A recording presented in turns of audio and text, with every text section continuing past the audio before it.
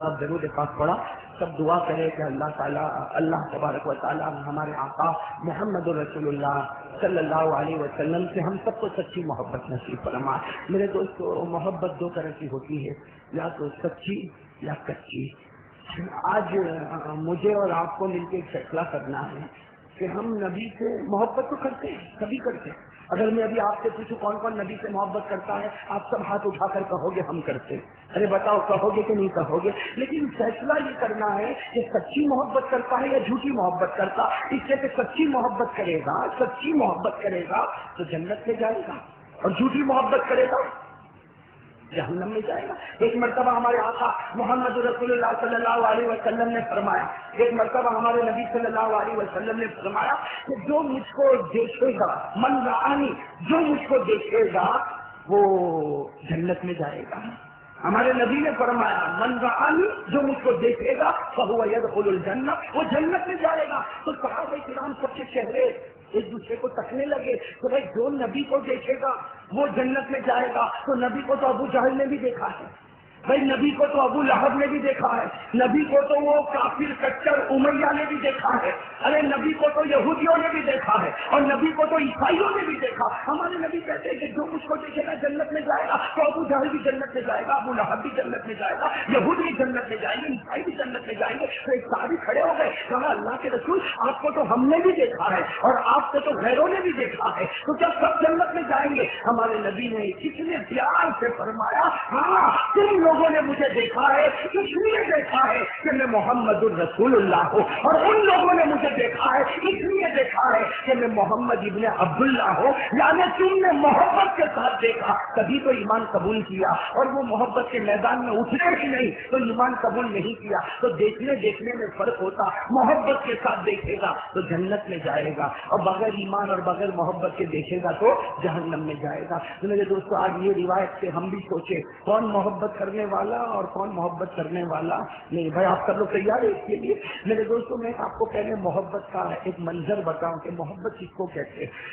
آپ کو معلوم ہوگا حضرت ابو بکر، کون حضرت ابو بکر صدیق رضی اللہ تعالیٰ عنہ، اور راستے سے گزر رہے، حضرت ابو بکر صدیق رضی اللہ تعالیٰ عنہ راستے سے گزر رہے، کسی نے آ کر، یہ مکہ مکرمہ کی بات کر رہا ہوں، مکہ مکرمہ کی بات کر رہا ہوں، حضرت ابو بکر صدیق رضی اللہ تعالیٰ عنہ راستے سے گزرے، کسی نے آ کر کہا کہ ابو بکر تم یہاں گزر رہے ہو، وہاں کعبے کے پاس آپ کے نبی کو مارا جا رہا ہے، آپ کے نبی محمد کو مارا جا رہا ہے، پیٹا جا رہا ہے، اور اونٹ کی اوجڑی ان کے گردن مبارک پر رکھی جا رہی ہے، اور آپ ادھر حضرت ابو بکر رضی اللہ تعالیٰ عنہ نے سنا کہ میرے نبی کو کعبے کے پاس مارا جاتا، پیٹا جاتا، اور اونٹ کی اوجڑی آپ کے گھرے پر رکھی گئی۔ بس اسی وقت حضرت ابو بکر رضی اللہ تعالیٰ عنہ دوڑے اور واقعتاً کعبے کے پاس دیکھا کہ ہمارے نبی کو مارا جا رہا ہے، اور چاروں طرف سے دشمنوں نے گھیرا۔ بس ہمارے حضرت ابو بکر رضی اللہ تعالیٰ عنہ نے سب کو ہٹایا، سیدھے نبی کے قریب گئے اور نبی کے اوپر آ گئے اور کہا مارنا ہو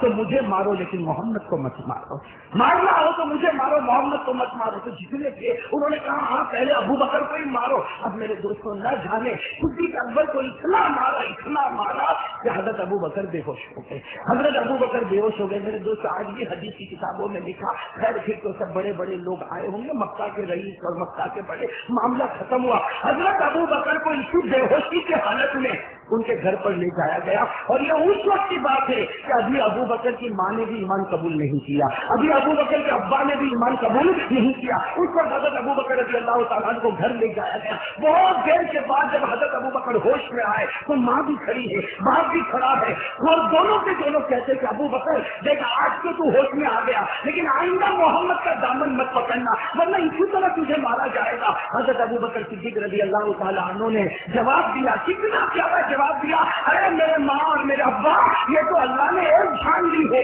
اور وہ بے ہوش ہو گیا۔ خدا کیا جان دیتا سب محمد کے پیچھے قربان کر دیتا، خدا کیا جان دیتا سب محمد کے پیچھے قربان کر دیتا۔ اب میرے دوستوں، اب جب آدمی ہوش میں آئے تو ابا بھی کچھ گرم گرم دودھ لے کر آئے، اماں بھی کچھ گرم گرم پانی لے کر آئے کہ بیٹا یہ تھوڑا پی لے، تھوڑا دودھ پی لے۔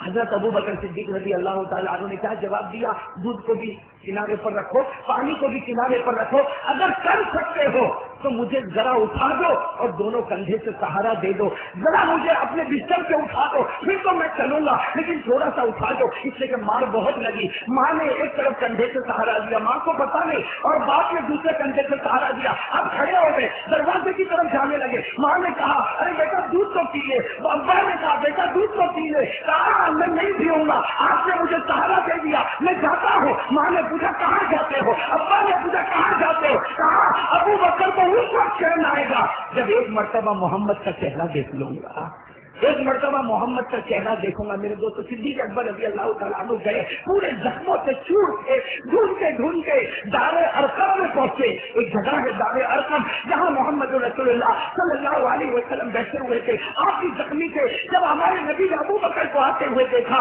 اور ابو بکر نے جب ہمارے نبی کو دیکھا، میرے دوستوں وہ منظر کیسا پیارا منظر ہوگا کہ ہمارے نبی نے فرمایا ابو بکر آج اللہ نے تیرے لیے جنت کا فیصلہ کیا اور تیرے ماں باپ کے لیے ہدایت کا فیصلہ کر دیا۔ میرے دوستو اب جب محبت پکی ہوتی ہے، سننا، محبت پکی ہوتی ہے تو فیصلے بھی تو کچھ عجیب عجیب ہوتے ہیں، بھائی ہوتے کہ نہیں ہوتے؟ یہی حضرت ابو بکر، سننا، یہی حضرت ابو بکر صدیق رضی اللہ تعالیٰ عنہ۔ میرے دوستو زمانہ گزرتا گیا، حضرت ابو بکر امیر المؤمنین بن گئے۔ حضرت ابو بکر رضی اللہ تعالیٰ عنہ جب امیر المؤمنین بنے اور 2 سال گزر گئے، اب حضرت ابو بکر کی آخری گھڑی آئی۔ دیکھو محبت کس کو کہتے ہیں؟ حضرت ابو بکر صدیق رضی اللہ تعالیٰ عنہ کی آخری گھڑی آئی۔ آپ نے 2 صحابی کو بلایا، حضرت عمر کو بلایا اور حضرت علی کو بلایا۔ یاد رکھنا کن کو بلایا؟ حضرت عمر اور حضرت علی، اور ایسا کام دے دیا، دونوں کام گئے، دونوں آئے۔ کہا کہ ابو بکر آپ کی آخری گھڑی چل رہی ہے، آپ کی کوئی وصیت ہے؟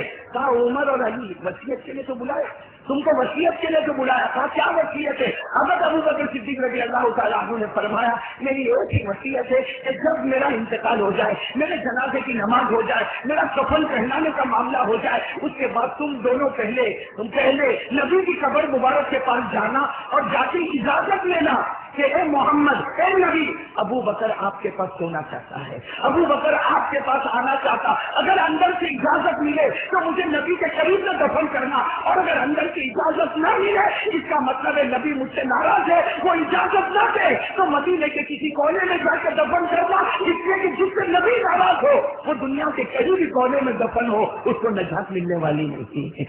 میرے دوستو انداز لگا کر عمر اور علی دونوں کچھ کہتے، اس سے پہلے تو حضرت ابو بکر نے انگلی سے اشارہ کیا، اشہد ان لا الہ الا اللہ واشہد ان محمد رسول اللہ، اور اللہ کو پیارے ہو گئے۔ حضرت ابو بکر رضی اللہ تعالیٰ عنہ اللہ کو پیارے ہو گئے۔ میرے دوستو جو معاملہ کرنا کا معاملہ ہوا، جب جنازہ اٹھانے کا وقت آیا تو حضرت عمر حضرت علی کے پاس گئے، کہا علی میں جا کے قبر مبارک، حضور کی قبر مبارک کے پاس جا کے اجازت مانگنا ہے کہ ابو بکر کو یہاں آنے دے یا آنے نہ دے۔ حضرت عمر نے کہا میں اجازت نہیں مانگوں گا، مجھے شرم آتی کہ میں نبی کے سامنے اجازت مانگوں، میں اجازت نہیں مانگوں گا۔ علی تو اجازت مانگنا، علی نے کہا میں اجازت نہیں مانگوں گا، عمر تو اجازت مانگنا۔ چنانچہ جنازہ مبارک اٹھایا گیا، حضرت ابو بکر کا جنازہ چل رہا، آگے عمر بھی ہے، آگے علی بھی ہے۔ عمر روتے روتے کہتے علی میں نبی کو کچھ نہیں پوچھوں گا، اس لیے کہ میں پوچھوں گا ہو سکتا وہ جواب نہ دے۔ علی کہتے میں پوچھوں گا ہو سکتا وہ جواب نہ دے۔ عمر علی کو کہے، علی عمر کو کہے، یہاں تک کہ حضور کی قبر مبارک کے قریب پہنچ گئے۔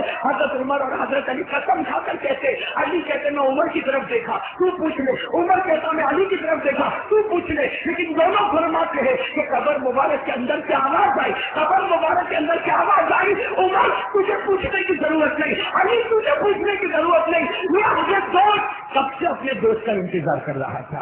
الحبیب الحبیب، ہمارے نبی نے کہا میں تو کب سے انتظار کرتا ہوں، آج میرا محبوب آیا اور محبوب کے پاس آئے تو درمیان میں پوچھنے کی ضرورت نہیں ہوا کرتی۔ میرے دوستو یہ میں آپ سے بتانا چاہتا ہوں، یہ وہ محبت تھی حضرت ابو بکر صدیق رضی اللہ تعالیٰ عنہ کی، جو محبت میں سچے تھے۔ میرے دوستو محبت میں